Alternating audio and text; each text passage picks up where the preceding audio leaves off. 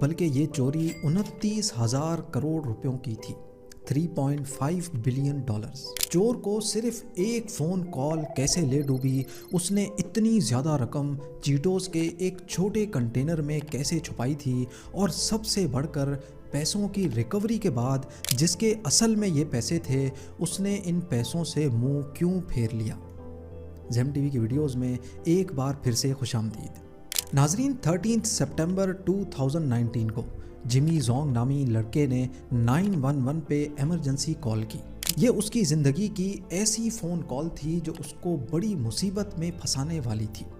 جمی Zong US state Georgia میں Athens نامی ایک چھوٹے سے شہر میں رہتا تھا۔ اس نے اپنے گھر میں چوری کی ایک کارروائی رپورٹ کرنے کے لیے پولیس کو فون کیا تھا، اور پولیس آفیسر کے پوچھنے پر اس نے بتایا کہ اس کے گھر سے $4 لاکھ چوری ہوئے ہیں۔ اتنی بڑی اماؤنٹ سن کر پولیس آفیسر کو تھوڑا شوق سا لگ گیا۔ جمی نے اپنے گھر پر بہترین سیکیورٹی سسٹم لگا رکھا تھا، اور اس کے پاس چور کی گھر میں گھسنے کی CCTV فوٹیج بھی موجود تھی، جس نے اپنا فیس کور کیا ہوا تھا۔ جمی زونگ جارجیا یونیورسٹی کا گریجویٹ تھا، اور وہ اپنے دوستوں میں پارٹی بوائے کے نام سے پہچانا جاتا تھا۔ وہ ایک پارٹی میں $5 لاکھ یعنی قریب 4.25 کروڑ روپے اڑا دیتا تھا۔ کسی بار میں جاتا تو وہاں موجود تمام لوگوں کو فری ڈرنکس خرید کر دیتا۔ اس کے زیادہ تر دوست اس کا ساتھ صرف پیسوں اور عیاشی کی لالچ میں دیتے تھے۔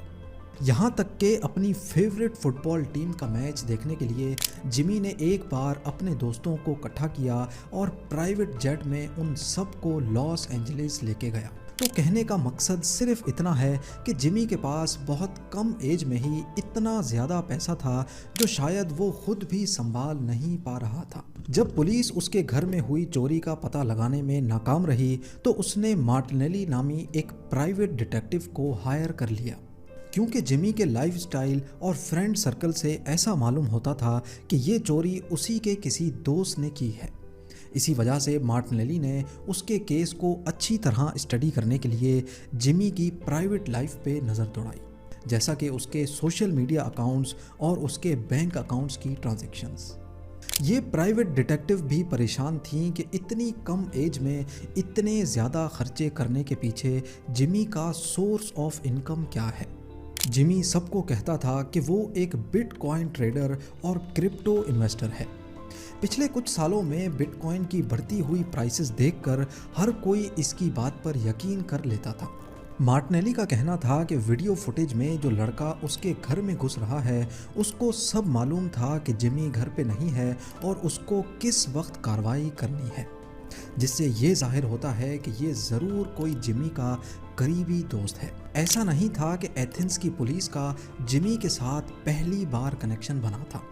کچھ سالوں پہلے بھی وہ کوکین رکھنے کے کیس میں پکڑا جا چکا تھا، اور تب سے لے کر جمی کا پولیس آفیسرز کے ساتھ بڑا اچھا بیہیویئر تھا۔ اکثر ایتھنز پولیس اس کے گھر پہ لگے CCTV کیمرہ کو استعمال کر کے دوسرے کسی کیس کی انویسٹیگیشن بھی کرتی تھی، لیکن اس بار 911 کو کی گئی کال کی وجہ سے جمی پولیس کی نظروں میں کافی ہائی لائٹ ہو چکا تھا۔ اسی دوران ریجنل سائبر کرائم یونٹ کو بھی معلوم پڑ گیا کہ جمی زونگ کے گھر سے $4 لاکھ چوری ہوئے ہیں، اور یہ خود کو بٹ کوائن ٹریڈر بتاتا ہے۔ ان کو شک ہوا کہ جمی کے پاس بٹ کوائن ہی صحیح پر اتنے زیادہ پیسے آخر آئے کہاں سے۔ یہ ریجنل سائبر کرائم یونٹ پچھلے 7 سالوں سے سلک روڈ کرپٹو ہائسٹ کے کیس کو انویسٹیگیٹ کر رہا تھا، لیکن اتنے عرصے سے ان کو ایک بھی ہنٹ نہیں ملی تھی۔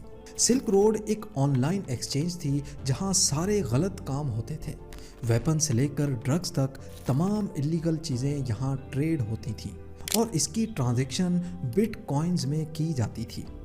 2012 میں یہ ایکسچینج ہیک ہو گئی اور کسی نے تمام ٹریڈرز کے ٹوٹل 51,680 بٹ کوائنز چرا لیے، لیکن کیونکہ یہ ایک اللیگل ڈارک ویب سائٹ تھی، اسی وجہ سے کسی نے بھی اس تھیفٹ کو رپورٹ نہیں کیا۔ اگلے ہی سال سلک روڈ کا مالک پکڑا گیا اور FBI نے ویب سائٹ کو بند کر کے سارے بٹ کوائنز اپنے قبضے میں لے لیے۔ سلک روڈ کے مالک کے پاس سے 1,70,000 بٹ کوائنز برآمد ہوئے، لیکن 51,680 بٹ کوائنز ابھی بھی مسنگ تھے، جو کہ اصل میں پہلے ہی کسی ہیکر نے چرا لیے تھے۔ ایف بی آئی کو لگ رہا تھا کہ شاید یہ سلک روڈ کے مالک نے کسی اور اکاؤنٹ میں ٹرانسفر کر دیے ہیں اور اب یہ ہم سے جھوٹ بول رہا ہے۔ بٹ کوائن کے ڈیفرنٹ اکاؤنٹس کی ٹرانزیکشنز بالکل ٹرانسپیرنٹ ہوتی ہیں، ان کو کوئی بھی دیکھ سکتا ہے، لیکن صرف اکاؤنٹ کے مالک کا پتہ نہیں چلتا۔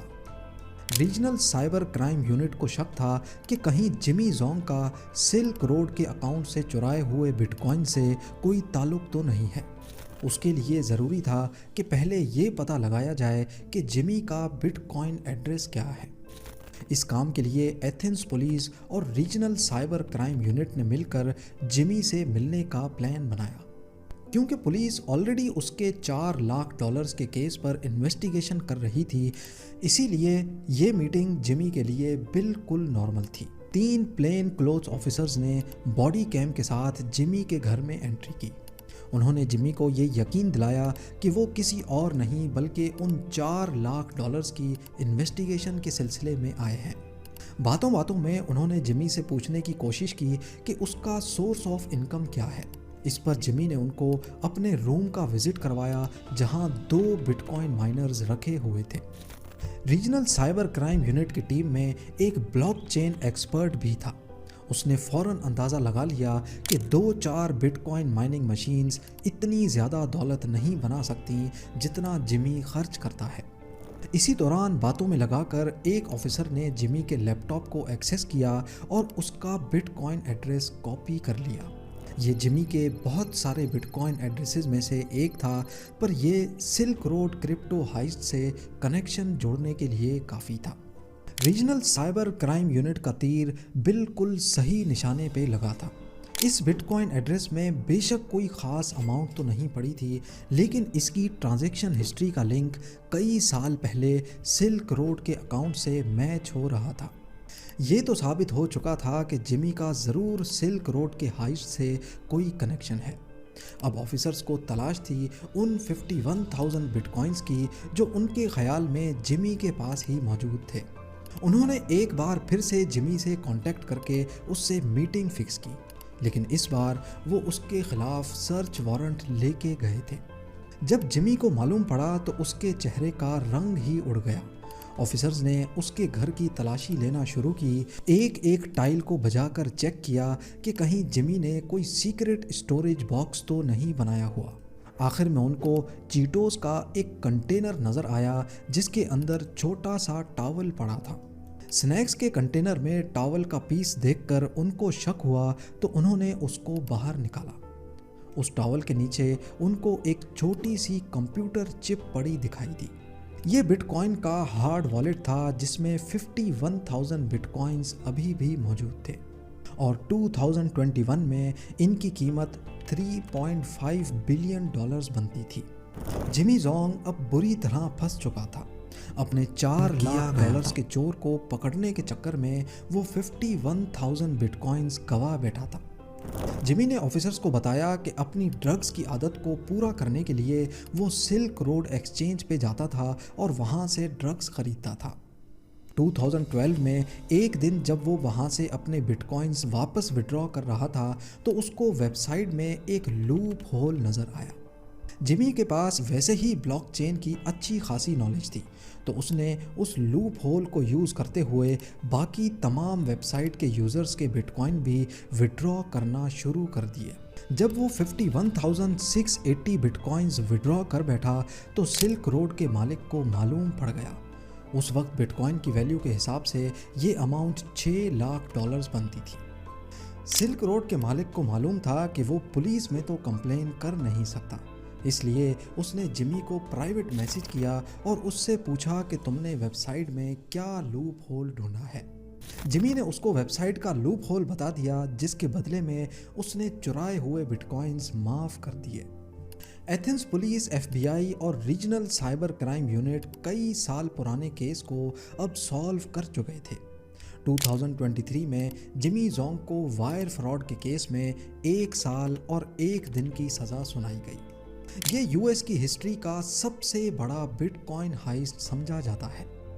जिमी अगर उस दिन 911 को कॉल ना करता तो शायद आज वो अपने बिटकॉइन समेत आज़ाद घूम रहा होता।